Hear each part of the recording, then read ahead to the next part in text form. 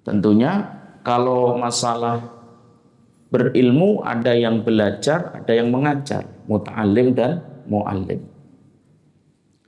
Kalau masalah berfatwa berarti ada mufti, ada mustafti. Mufti orang yang menyampaikan fatwa. Mustafti orang yang meminta fatwa. Datang bertanya tentang problematika rumah tangganya kepada ustadz, kepada kiai. Kemudian ustadz atau kiai tersebut memberikan jawaban terhadap pertanyaan orang tersebut. Orang yang datang tadi disebut mustafti. Dan yang memberikan jawaban disebut mufti. Ya. Fatwa, ada mufti, ada mustafti. Terus apa bedanya dengan belajar fikih, Ustaz? Belajar hukum-hukum dan seterusnya. Ya kan? Ini lebih, fatwa ini lebih khusus lagi. Kalau fikih, kita belajar fikih, hukum ini sifatnya umum. Dalam fikih kita akan diajarkan dalam satu permasalahan tertentu, di situ ada ulama berbeda pendapat tentang masalah-masalah tertentu. Perbedaan pendapatnya kadang sampai 2 pendapat, 3 pendapat, 4 pendapat, begitu. Fuqahanya, ulamanya juga bermacam-macam mazhab. Ada mazhab Hanafi, Maliki, Syafi'i, Hambali, bermacam-macam. Ya. Kemudian yang menganut mazhab tersebut juga bermacam-macam. Di Indonesia contohnya, ada ormas tertentu menganut mazhab dari mazhab tersebut. Fanatik terhadap satu mazhab tersebut contohnya. Ya. Ormas lain menganut mazhab lain. Ya. Kemudian dalam kajian-kajian di beberapa tempat, baik di masjid, di kampus, di pondok, itu juga kadang mengikut pada mazhab tertentu yang dia pilih. Begitu. Ya. Kemudian dalam fatwa ini, saya tadi bilang lebih khusus, walaupun nanti ada ulama ahli fatwa fokus pada mazhab tertentu. Dia berfatwa menggunakan mazhab Syafi'i contohnya.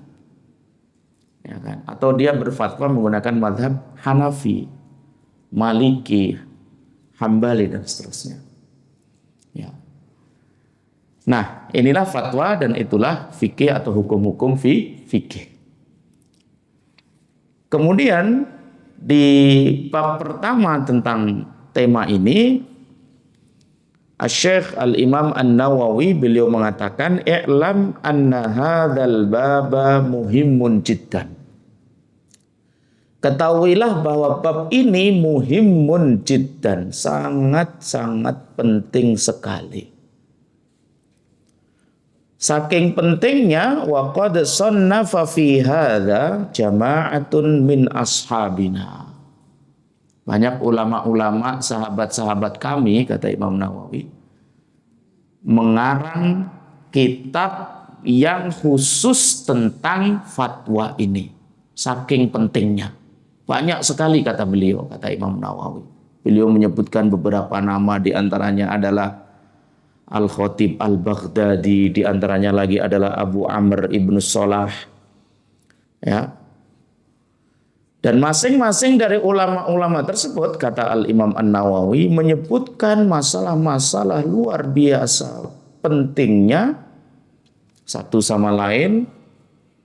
Ulama ini menyebutkan hal-hal penting yang tidak disebutkan oleh ulama ini. Ulama ini juga menyebutkan hal penting yang tidak disebutkan oleh ulama ini. Kemudian Al-Imam An-Nawawi berusaha menelaah, membaca, merangkum, membuat kesimpulan-kesimpulan dari kitab-kitab yang beliau baca. Ya, kemudian beliau membuat ringkasan hal-hal yang terpenting dari semuanya tersebut. Ya. Beliau kemudian menuangkannya dalam Muqaddimah Majmu' yang beliau tulis di sini. Ya. Apa yang pertama yang menjadi kesimpulan? Yang pertama, khuturatu mansibil ifta. Khuturah, begitu penting dan bahayanya mansib itu jabatan, kedudukan, posisi, al-ifta, berfatwa. Maksudnya beliau pengen mengatakan orang yang menduduki posisi mufti, mufti itu yang berfatwa, mengeluarkan fatwa, itu dia telah menduduki kursi yang panas. Saking pentingnya bisa membawa kepada hal yang membahayakan. Karena fatwa yang akan dia keluarkan ini yang kemudian menjadi rujukan masyarakat atau bahkan menjadi sebuah rujukan negara dalam berhukum ketika ternyata fatwa tersebut salah. Rakyat yang begitu banyak sudah kadung mengikutinya. Negara sudah membuatnya sebagai aturan hukum, ternyata salah. Ini yang disebut dengan khuturah, bahayanya luar biasa. Ya. Di samping itu nanti kita akan membahas tentang syarat-syarat sehingga dalam Islam dia berhak menjadi mufti, orang yang berhak mengeluarkan fatwa. Tidak sembarangan. Kalau menguasai hukum fikih, ya kan?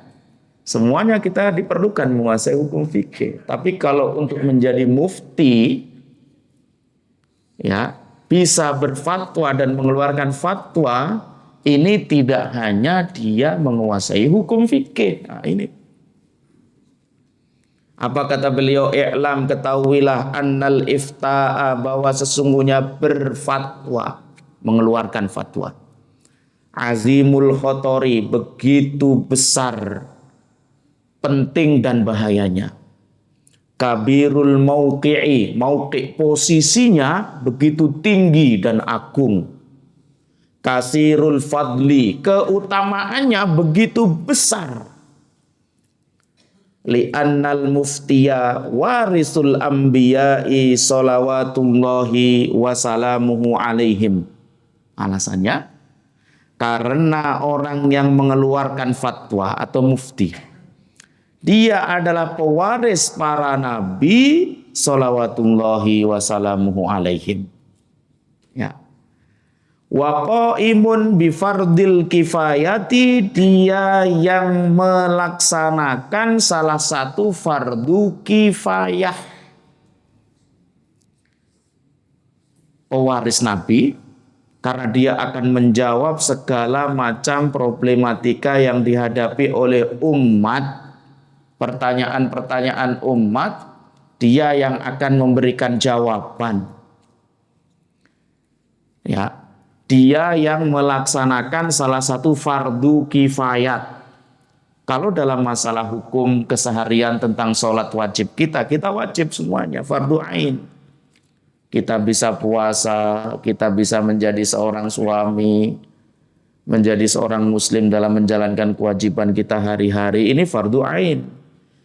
Tapi kalau untuk menjadi mufti, di antara orang-orang yang ada semua, contohnya pinter semua, alim semua, faqih semua, ya, harus ada salah satu yang memimpin. Ya, mufti berarti dia telah melaksanakan salah satu fardu kifayah. Ya, sangat besar sekali kedudukannya. Dan sangat membahayakan sekali kalau ternyata orang yang menduduki kedudukan tersebut tidak layak jadi mufti. Ya. Di waktu yang sama lakinnahu mu'arradun lil khoto'i, tapi dia, posisi dia yang begitu besar agung, pewaris nabi dan rasul, mu'arradun lil khoto'i, selalu dihadapkan kepada khoto', kesalahan-kesalahan. Godaannya begitu luar biasa. Apalagi kalau politik di negaranya itu politik yang zalim. Dia akan menghadapi berbagai macam iming-iming, untuk mengeluarkan fatwa-fatwa sesuai keinginan politisi tersebut. Ini bahayanya di situ. Dan tidak jarang mufti yang tadinya dia alim, warok, faqih, zahid, abid, ketika diiming-iming dengan dunia tersebut, dia nggak kuat iman atau diancam. Diancam keamanannya, diancam keluarganya untuk mengeluarkan fatwa sesuai dengan keinginan politisi tersebut. Posisi dia terjebak. Tidak jarang orang yang alim faqih tersebut kemudian terjatuh dalam lubang ancaman tersebut sehingga mengeluarkan fatwa-fatwa yang tidak diridhoi oleh Allah dan Rasulnya. Ini khuturahnya. Ya, Masya Allah. Walihada qalu, oleh karena itu para ulama berkata, al-mufti, orang yang berfatwa, mengeluarkan fatwa. Tadi dikatakan pewaris Nabi dan Rasul. Ulama mengatakan al-mufti muwaqqi'un 'anillah. Orang yang berfatwa adalah orang yang muwaqqi'un orang yang menyetempel dan menandatangani 'anillah, mewakili Allah Subhanahu wa taala. Masya Allah. Ketika dia mengatakan boleh, silakan, halal, halalan thayyiban, berarti dia seakan-akan telah menandatangani, mengiyakan perintah Allah Subhanahu wa taala. Ternyata Allah nggak pernah mengatakan itu. Ternyata Allah nggak pernah meridhoi itu, nggak pernah memerintahkan itu. Kok Anda mengiyakan? Iya. Mengatasnamakan Allah, wah, berdusta atas nama Allah, atas nama agama Allah. Ini bahayanya. Karena mufti muwaqqi'un 'anillah. Seorang mufti, orang yang berfatwa, ini dia yang menandatangani, mewakili Allah Subhanahu wa taala. Masya Allah. Ketika betul sesuai dengan syariat Allah Subhanahu wa taala, kedudukannya betul-betul penerus Nabi. Pahalanya betul-betul luar biasa besarnya di sisi Allah Subhanahu wa taala. Karena umat nggak bisa langsung memahami dari Quran dan hadis. Ya, apalagi orang-orang awam seperti kita, orang-orang ajam seperti kita, orang Arab saja yang ngerti bahasa Arab ketika membuka Al-Quran dan As-Sunnah yang berbahasa Arab, belum tentu ngerti langsung maknanya. Butuh ilmu. Apalagi kita yang ajam, bukan orang Arab. Ya, diperlukan bertanya kepada alim, faqih, mufti. Maka jawaban mufti tersebut akan mewakili jawaban Allah untuk orang yang bertanya tersebut. Khuturahnya luar biasa. Ya, dalam riwayat lain Al-Imam An-Nawawi mengatakan, ya, al-alimu yadkhulu bainallahi ta'ala wa khalqihi falyanzur kaifa yadkhulu bainahum. Orang yang alim, yang akan bertugas menjadi perwakilan Allah dalam menyampaikan syariatnya, itu sama dengan dia masuk antara Allah dan antara hamba-hamba Allah. Dia yang menjadi perantara. Falyanzur kaifa yadkhulu bainahum. Hendaklah dia menyaksikan, hendaklah dia melihat bagaimana dia masuk menjadi perantara antara Allah dan hamba-hambanya tersebut. Masya Allah. Maukah dia amanah? Ataukah dia khianah? Tidak kuat di tengah jalan tadi. Masya Allah. Maka orang-orang terdahulu itu ketika ditawarkan jabatan-jabatan seperti ini, mereka saling lempar. Saya nggak sanggup, kasih saja ke yang lain. Begitu. Ya. Beda dengan sekarang, Pak. Nggak ditawarin pun rebutan. Gitu. Masya Allah. Bahkan di karangan para ustadz-ustadz ada pertanyaan dari jamaah. Ustadznya selalu berusaha bisa menjawab semua pertanyaan dari jamaahnya. Tanpa peduli jawaban dia itu benar atau salah. Nah, ini bahayanya luar biasa. Masya Allah.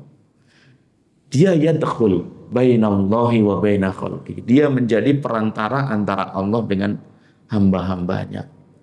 Ya. Riwayat yang lain banyak sekali kata beliau. Beliau diantaranya akan menyebutkan beberapa saja tabarukan dalam rangka untuk ngalap barokah. Di antaranya adalah riwayat daripada Abdurrahman ibnu Abi Laila. Qala. Abdurrahman ibnu Abi Laila berkata. Apa kata dia? Adraktu isyrina wa mi'atan minal ansor min ashabi Rasulillahi sallallahu alaihi wasallam. Saya menjumpai 120 sahabat Ansor. 120 sahabat Ansor. Sahabat Rasul sallallahu alaihi wasallam. Kira-kira Pak, mereka sahabat Ansor walaupun nggak ketahuan ngaji fikihnya, ikut majelis taklim bersama seperti kita di sini, kira-kira orang-orang Ansor yang merupakan sahabat Nabi dalam hal fikih ilmu agama lebih pintar dari kita atau tidak? Yang setiap hari ngaji. Halo? Jelas. Orang-orang yang dekat dengan Rasul tahu langsung hukum-hukum yang dari Rasulullah SAW. Mereka tentunya ulama semuanya. Ya kan? Ulama semuanya. Mungkin sebodoh-bodoh mereka adalah sepinter-pinter kita. Ya kan? Begitu. Ini Syekh Abdurrahman ibnu Abi Laila berkata, saya pernah menjumpai kurang lebih 120 sahabat Ansor, sahabat Nabi. Yus'alu ahaduhum anil mas'alati. Mereka ketika ditanya satu permasalahan, fayarudduha hadza ila hadza wa hadza ila hadza hatta tarji'a ilal awwali. 120. Satu orang di antara mereka ditanya satu permasalahan. Satu orang tersebut melempar kepada temannya, tanyakan ke yang lain. Datanglah ke orang kedua tadi. Orang kedua ditanya dengan pertanyaan yang sama. Dilempar lagi ke orang yang ketiga. Dilempar lagi ke orang yang keempat. Sampai pertanyaan tersebut kembali kepada orang yang pertama tadi, Pak. Baratnya di sini. Semuanya adalah sahabat. Atau semuanya adalah orang-orang yang satu perguruan yang sama, ilmunya sama, alimnya sama. Ada seorang mustafti datang ke orang pertama yang paling dekat, bertanya tentang syarat-syarat atau rukun sholat apa saja, Pak. Dia tahu padahal. Tidak langsung menjawab, dia mikir dulu. Apakah jawaban saya ini akan benar atau tidak? Karena kalau dianggap nanti kalau saya menjawab kemudian dia mengikut, ternyata salah. Saya menyesatkan dia. Ragu, dilempar ke orang kedua. Orang kedua sama, dilempar ke orang ketiga. Ya. Sampai pertanyaan tersebut kembali kepada orang pertama lagi. Ya, tapi nanti kita tidak boleh memahami ini secara menyeluruh ya, secara mutlak seperti ini. Ya, ada hal-hal di mana kita mesti menjawab begitu ya. Oke, kita lanjut dulu inti-inti. Kita pengen dulu ini menyampaikan bahwa menjawab pertanyaan dalam hal agama itu, walaupun kadang kita itu bisa dan mampu, itu tidak segampang itu kita menyampaikan tanpa memperdulikan ucapan kita ini salah atau tidak salah. Ya, harus betul-betul berhati-hati. Apalagi kita yang masih ragu. Begitu. Dalam riwayat lain, ma minhum yuhaddisu, ma minhum man yuhaddisu bihadisin illa wadda anna akhahu kafahu iyyahu. wala yustafta an syai'in illa wadda anna akhahu kafahul futya. Tidak ada di antara mereka, para sahabat-sahabat tadi, yang diminta meriwayatkan sebuah hadis kecuali orang tersebut, sahabat tersebut, menginginkan bahwa saudaranya yang lain yang menjawab, diminta meriwayatkan sebuah hadis. Ya kan? Dia tahu. Nah, orang yang diminta tersebut berharap saudaranya yang lain, sahabat lain maksudnya, yang bisa menjawab dan cukup dengan saudaranya tersebut sehingga dia tidak perlu mengucapkan lagi. Wala yustafta an syai'in, dan tidaklah setiap mereka ditanya atau dimintai fatwa tentang sesuatu illa wadda, kecuali dia menginginkan bahwa saudaranya yang lain memberikan jawaban dari fatwa yang diminta tersebut. Masya Allah. Kira-kira begini Pak, ada orang datang kepada saya nggak langsung menjawab pertanyaan dia. Saya akan katakan kepada dia, Bapak sudah bertanya kepada yang lain atau belum? Sudah. Ya sudah. Cukuplah dengan jawaban dari ustadz tersebut. Begitu, kira-kira begitu. Ya, kecuali dia melanjutkan pertanyaan. Saya masih ragu dengan jawaban dia. Nah, begitu. Jangan langsung nyerobot pengen langsung menjawab semua pertanyaan dia. Ya. Riwayat daripada Ibnu Mas'ud dan Ibnu Abbas radhiyallahu taala anhuma, man afta fi kulli ma yus'al fahuwa majnun. Barang siapa yang memberikan jawaban fatwa terhadap setiap yang ditanyakan kepadanya, maka dia majnun. Majnun paham Pak? Ini betul teksnya begitu loh ya. Majnun. Man afta, barang siapa yang berfatwa menjawab pertanyaan dari orang yang bertanya. Fi kulli ma yus'al, pada semua pertanyaan yang ditanyakan kepadanya, fahuwa majnun, maka orang tersebut majnun. Ya, sekarang kebalik Pak. Semua pertanyaan yang berhasil dijawab, orang-orang melihatnya dia hebat. Dulu sahabat melihatnya dia gila. Ya kan? Dan orang-orang yang merasa dirinya mampu menjawab semua pertanyaan, dia merasa hebat. Kalau dulu merasa nggak mungkin. Bahkan ulama-ulama yang hebat pun nggak ada yang seperti itu. Masya Allah. Ya. Riwayat daripada Asy-Sya'bi dan Al-Hasan, ya, dari at-tabi'in, qalu, mereka berkata, inna ahadakum la yufta fil mas'alati. Ya. Sesungguhnya salah seorang di antara kalian dimintai fatwa terhadap satu pertanyaan atau satu masalah. Walau waradat ala Umar bin al-Khattab. Ini mereka yang berkata ini kelompok tabi'in. Tabi'in itu kelompok atau generasi setelah para sahabat. Ya. Ulama-ulama tabi'in di antara Imam Asy-Sya'bi, Al-Hasan dan seterusnya, mereka berkata, inna ahadakum la yufta fil mas'alah. Wahai kalian para tabi'in, ini generasinya udah mundur lagi gitu kan, dari sahabat, tabi'in, tabi'ut tabi'in, maka dari sampai pada kita lebih parah lagi. Sesungguhnya kalian, wahai para tabi'in, begitu ya, ditanya satu permasalahan, kalau seandainya permasalahan atau pertanyaan tersebut ditanyakan kepada Umar ibnul Khattab, sahabat, maka la jama'alaha ahla badrin, maka Sayyidina Umar ibnul Khattab untuk bisa menjawab satu pertanyaan tadi, beliau akan mengumpulkan seluruh ahlu Badar.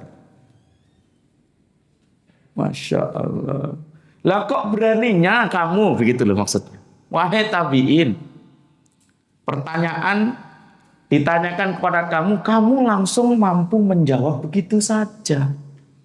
Lawang kalau seandainya satu pertanyaan ditanyakan kepada Umar ibnul Khattab, Sayyidina Umar akan mengumpulkan seluruh Ahlu Badr. Ahlu Badr itu berarti orang-orang yang ikut serta dalam perang Badar untuk menjawab satu pertanyaan tersebut. Begitu maksudnya, Masya Allah. Wa an Atha ibn Sa'ib at-Tabi'i adraktu aqwaman yus'alu ahaduhum 'ani syai'i fayatakallamu wa huwa yar'adu. Nih, kelompok tabi'i juga. Seorang namanya Atha ibn Sa'ib, seorang tabi'i. Dia berkata, saya menjumpai kaum-kaum kelompok. Tabi'in berarti yang dijumpai adalah kelompok para sahabat. Yus'alu ahaduhum, ketika kaum tersebut salah satunya ditanya tentang satu permasalahan, fayatakallamu, dia berhasil menjawab pertanyaan tersebut, wa huwa yar'adu, dalam keadaan dia gemeteran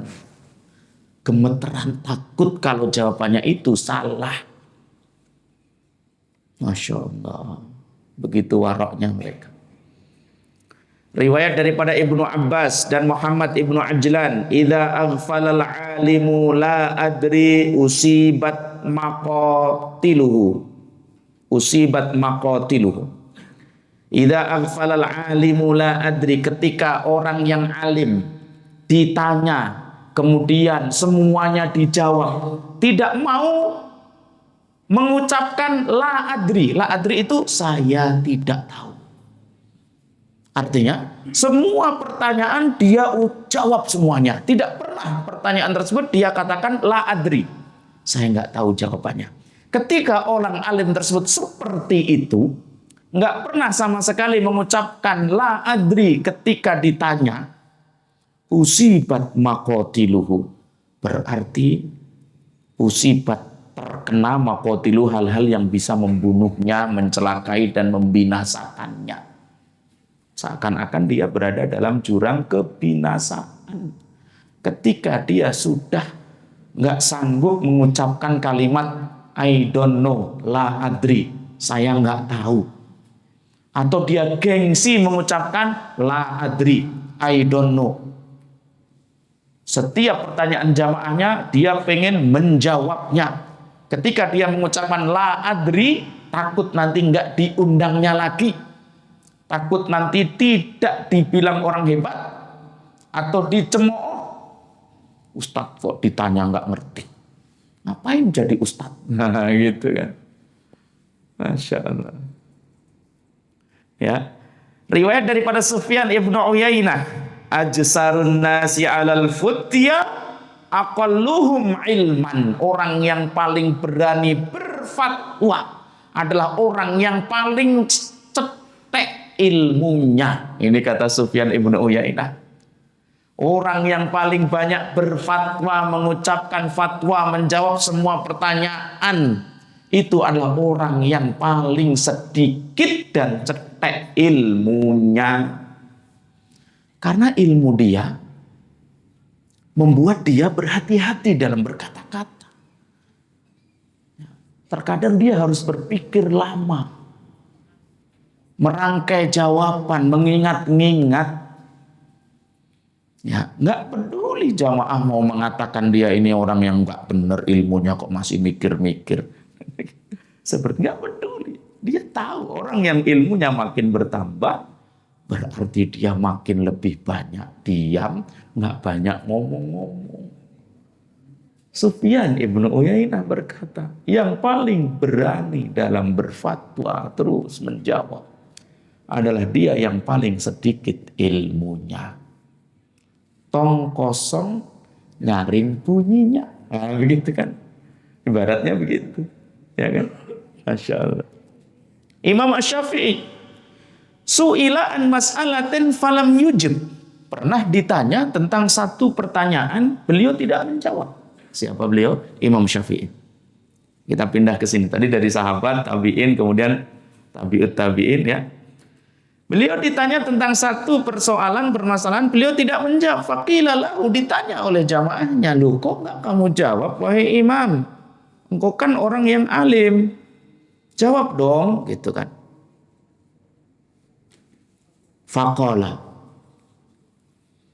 Al-Imam Asy-Syafi'i mengatakan, hatta adriya ainal fadlu fis sukuti am fil jawabi. Saya diam tidak menjawab karena saya berpikir dan menimbang-nimbang mana yang lebih baik, mana yang lebih utama. Apakah yang lebih baik saya diam tidak menjawab pertanyaanmu, ataukah yang lebih baik saya menjawab pertanyaanmu? Membuat beliau berhenti tidak mau menjawab karena di pikirannya saya jawab atau enggak ya gitu. Kalau saya jawab, jawaban saya ini benar sudah sesuai dengan syariat atau enggak? Atau lebih baik saya diam?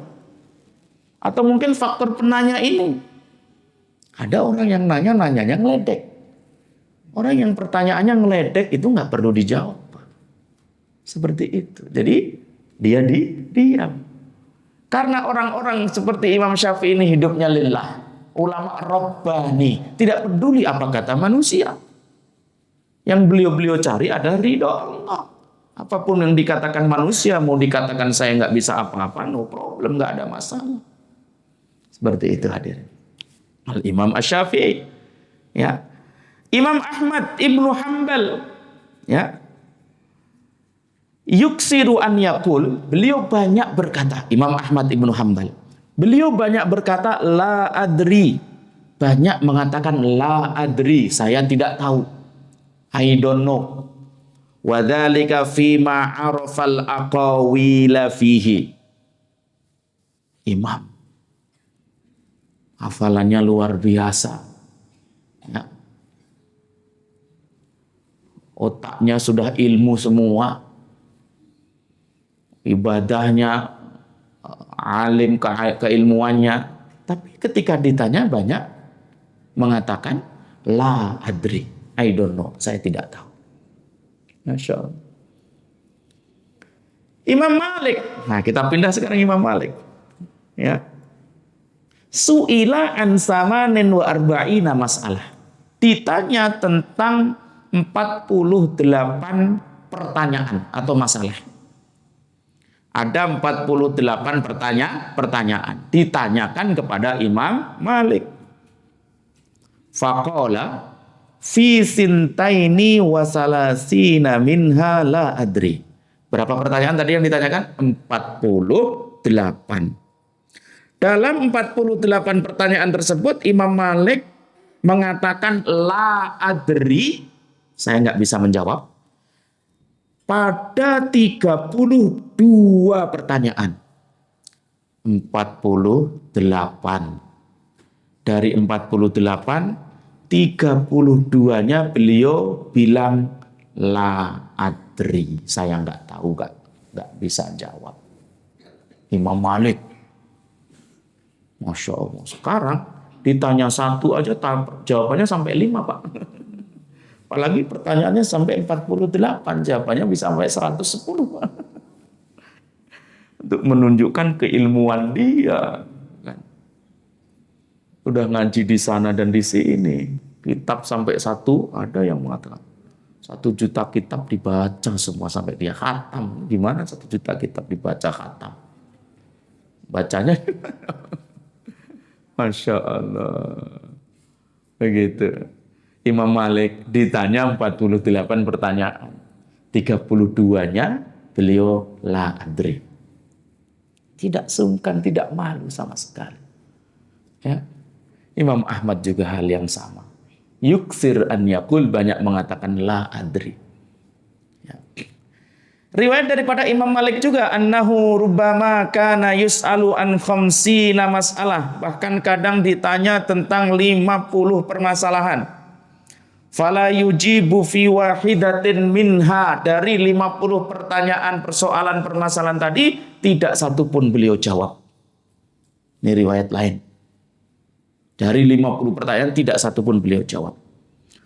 Wa kana yaqulu, beliau berkata, man ajaba fi mas'alatin, barang siapa yang mau menjawab dalam satu masalah pertanyaan, fayambagi qablal jawabi an ya'ridha nafsahu 'alal jannati wan nar wa kaifa khalasuhu thumma yujib.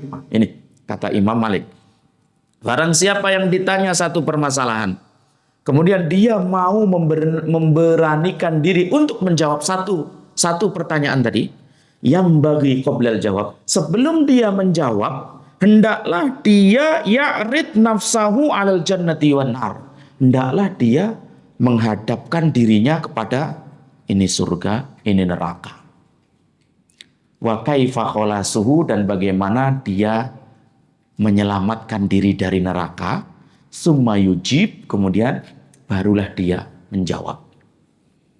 Seakan-akan beliau mengatakan, jawaban dia ini, wahai mufti, jawabanmu ini bisa mengarahkanmu pada surga atau neraka, atau bisa membawa penanya mustafti pada surga atau neraka, kehancuran atau keselamatan.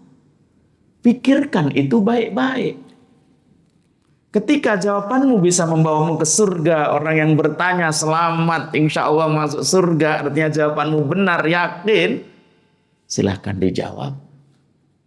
Ketika ternyata kamu ngawur, membahayakan dirimu, menjerumuskanmu ke neraka, atau orang yang akan kamu beri jawaban juga akan binasa, tersesat sama, atau masuk neraka, berarti janganlah kau berani-berani itu atau sengaja membawa dirimu pada dia ke neraka. No, jangan.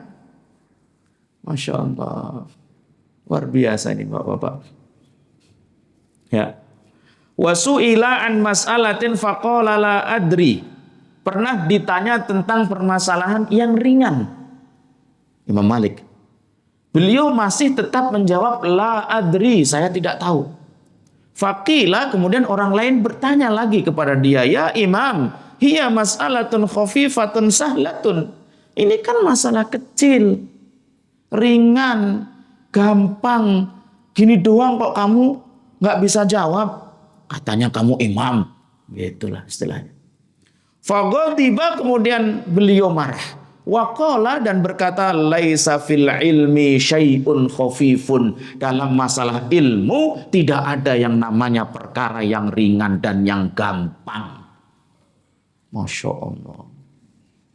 Luar biasa. Beliau menganggap tidak ada yang ringan dan yang gampang dalam masalah ilmu. Tanggung jawabnya dia menjadi perantara Allah terhadap umatnya. Jangan sampai berkata-kata sesuatu yang sama sekali tidak dikatakan Allah. Begitu beraninya ya. Masya Allah. Wa qala al-Imam Syafi'i, dan Imam Syafi'i berkata, ma ra'aitu ahadan jama'allahu ta'ala fihi min alatil futya ma jama'a fi ibni Uyainah asakata minhu anil futya Hadirin, Imam Syafi'i berkata, beliau tidak pernah melihat orang yang pandainya seperti Ibnu Uyainah. Imam Syafi'i pandainya seperti Ibnu Uyainah dalam masalah berfatwa. Artinya semua perangkat-perangkat yang menjadikan Ibnu Uyainah ini berhak menjadi mufti itu ada pada diri beliau. Ada pada diri Ibnu Uyainah. Tapi kata Imam Syafi'i, beliau pun diam dalam masalah fatwa. Padahal dia yang paling berhak berfatwa. Nahwu, tafsir, fikih, usul fikih, semua peralatan ilmu alat, istilahnya begitu. Nanti syarat-syarat menjadi mufti, ilmu alat harus dikuasai. Semua ilmu dimiliki oleh Ibnu Uyainah.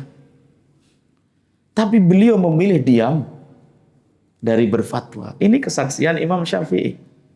Masya Allah. Ya. Wa qala Abu Hanifah, Al-Imam Abu Hanifah sekarang.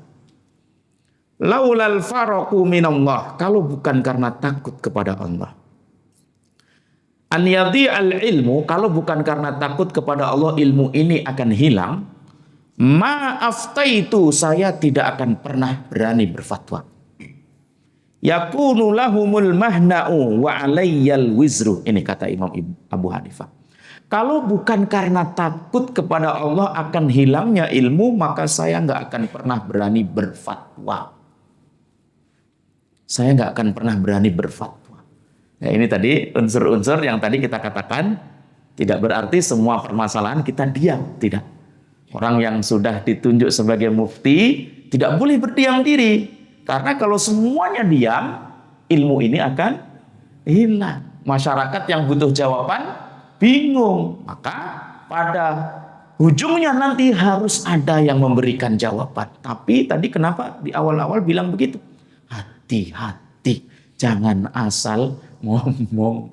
Pengen begitu, ya kan? Tidak semua bisa mengeluarkan fatwa.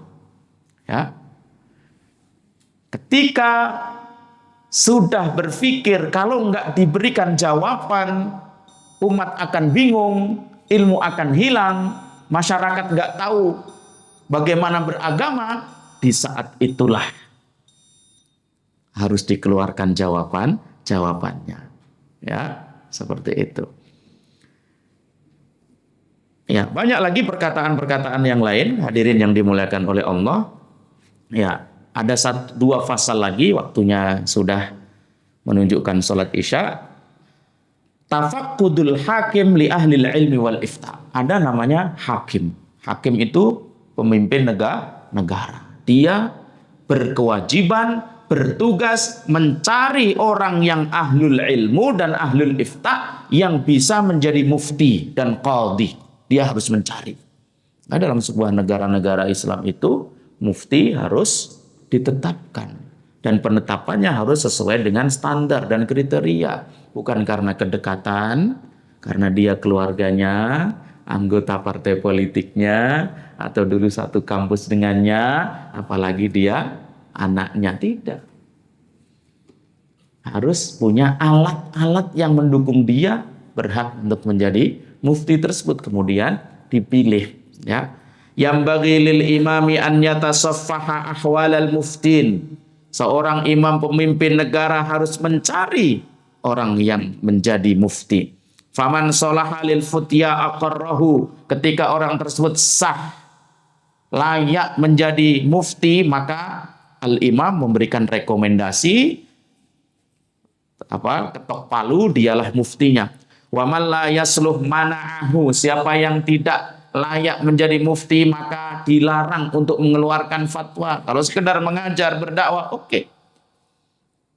Wa nahahu an ya'ud wa tawa'adahu bil uqubati in 'ada. Harus dilarang untuk berfatwa dan mengancamnya dengan hukuman ketika ternyata dia berani berfatwa.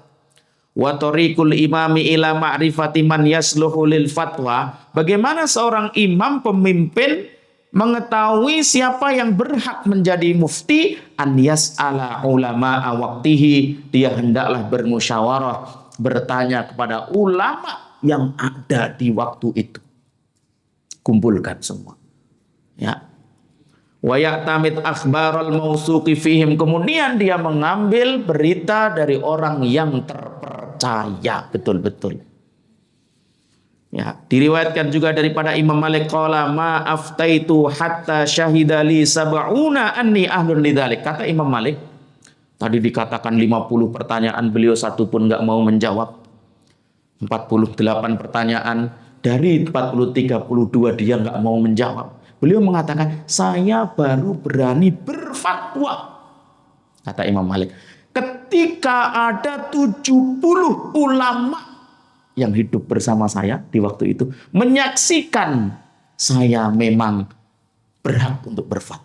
70 ulama-ulama yang hebat tentunya. Ya.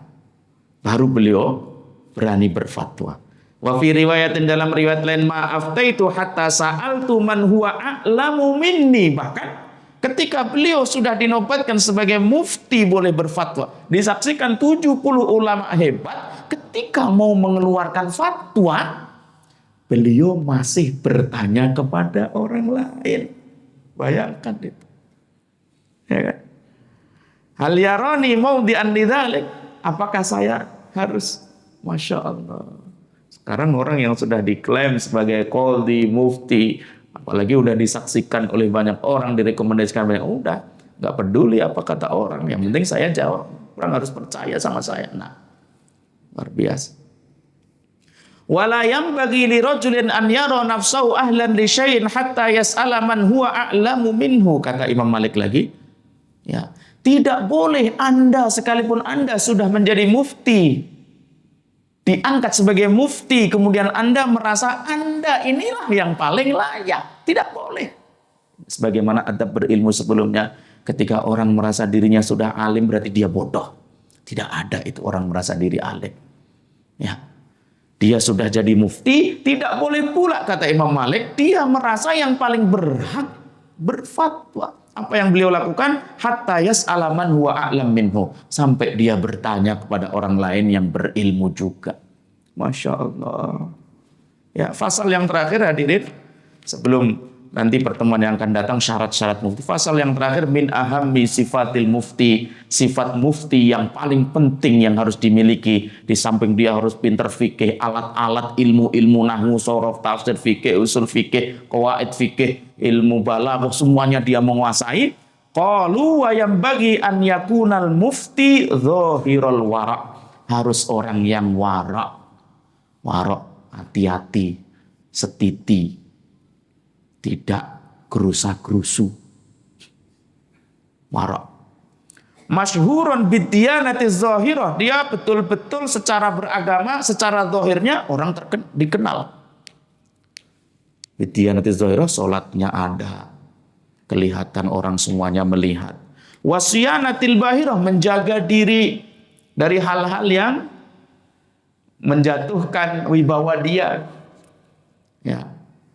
Contohnya di tengah masyarakat, ya sebetulnya minum sambil berdiri itu tidak ada masalah. Tapi kalau di tengah jamaahnya dia minum sambil berdiri dan berbangga-bangga, ini kan menjatuhkan. Apalagi sampai, mohon maaf, merokok di tengah jamaahnya sambil. Nah ini kan kalau menurut kita menjatuhkan kewibawaan seorang kiai atau seorang alim. Apalagi sampai menyuruh jamaahnya hal-hal yang ulama sepakat itu haram. Ya, tidak diperkenankan. Hal-hal seperti itu nggak berhak jadi mufti. Karena mufti di samping pintar dalam ilmu di bidangnya, dia harus zahirul wara'. Betul-betul wara'. Ya, masyhurun biddiyanati zahirah. Wa kana Malik, Imam Malik ya'malu bima yulzimuhun nas wa yaqul la yakunu aliman hatta ya'mala fi khassati nafsihi bima la yulzimuhun nas mimma law tarakahu lam ya'sam. Imam Malik ya'malu bima la yulzimuhun nas, melakukan sesuatu terhadap apa-apa yang tidak dilazimkan oleh orang lain, dan beliau mengatakan la yakunu aliman, tidak dikatakan orang alim hatta ya'mal fi khassati nafsihi, sehingga dia beramal pada dirinya secara khusus bima la yulzimuhun nas, terhadap apa-apa yang tidak dilazimkan kepadanya oleh orang lain. Mimma law tarakahu lam ya'sam, bahkan seandainya kalau dia meninggalkannya pun dia tidak berdosa. Wa kana yahki nahwahu an syaikhihi Rabi'ah. Hadirin yang dimuliakan Allah Subhanahu wa taala, berikut mukaddimah tentang adab berfatwa, pentingnya, bahayanya, bagaimana ulama-ulama kita terdahulu dari sahabat, tabi'in, tabi'ut tabi'in begitu menjaga diri, menjaga lisan untuk tidak berkata-kata kecuali dia berpikir terlebih dahulu. Mudah-mudahan dari pemaparan malam hari ini, khususnya kita, saya, hadirin sekalian, belum sama sekali layak untuk dikatakan alim, apalagi mufti, sama sekali tidak. Maka ya, walaupun kadang tahu, ya terkadang kita harus berhati-hati melihat, oh ada bapak itu yang lebih tahu, tanya aja, begitu. Ya, jangan sampai kemudian kita merasa, oh itu saya sudah belajar. Ya, kecuali pada poin-poin tertentu dia butuh jawaban segera. Kalau enggak dia bingung, kemudian kewajiban dia tinggalkan gara-gara menunggu jawaban kita. Poin-poin tersebut, maka bismillah, ya sesuai dengan ilmu yang kita ketahui, lillah, karena Allah. Ya, kalau seandainya salah, saya yang berdosa, Anda yang saya tanggung, begitu. Itu harus diingat-ingat. Semoga bermanfaat. Aku qouli hadza wal afu minkum fa jazakumullahu kulla khair. Subhanakallahumma bihamdika Asyhadu an la ilaha illa anta astaghfiruka wa atubu ilaik. Wassalamualaikum warahmatullahi wabarakatuh.